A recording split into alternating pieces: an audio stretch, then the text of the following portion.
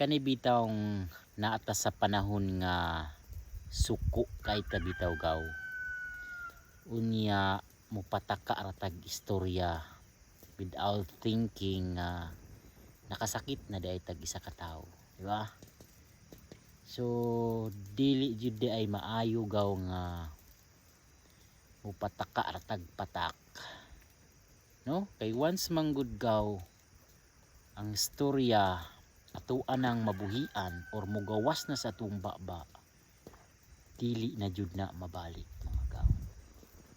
So mas maayo jud gaw no nga atua sang hunaon sa kadaghan pag-uta mo pagawas og mga istorya, diba?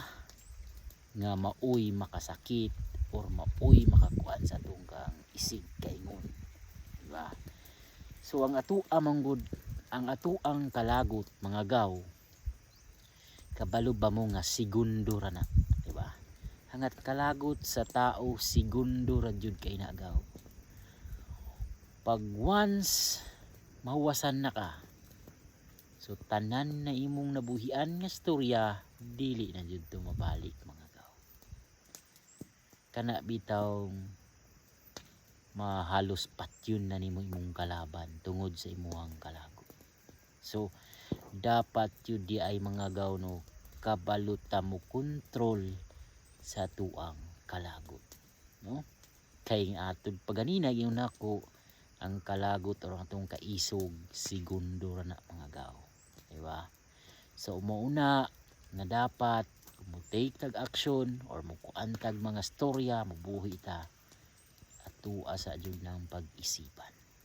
Ilabi na ning social media karon mga gaw nga mauna ni number 1 sa way of communication sa mga tao. Naadiha tanan mabata hantod sa tigulang nakatutok sa maong mga sa social media like aning Facebook, diba? So kana bitaw magpataka ra pud tag post, no? Kanang nakay kalaban karon i-post dayon nimo kay lagi suko kay kasiyaha without knowing kung unsa jud ang resulta ana mga gaw, diba? Kay sa kadaghan ba namang tao sa kalibutan mga gaw, syempre kung ikaw ang mo post automatic naman jud na isipon sa mga tao nga biktima ka, diba? So unsa na lang pud taon to imuhang kaatbang nga imuhang gi-post, diba? Automatic sila ang dautan. Kay kanang sa comment section palang daan mga gaw, ubay-ubay na ang mag-comment diha nga wa kabalo sa tinuod nga sitwasyon. Ilaha lang nga maka-comment sila, makadamay sila sa imuha, ana, diba? Tabangan pa kanilag sugnod mga gaw para ang imong kalagot moabot og 120, diba?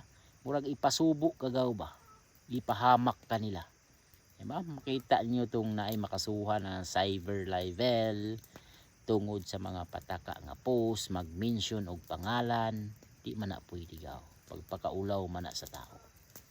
So mao na bago ta magpatakag kuan, isipon nato, no? Ang kalabasan ba, dapat advance ka mag-isip gaw, diba? Di ta patakag post, okay lang mag-post ta pareha ani long form video naman diba?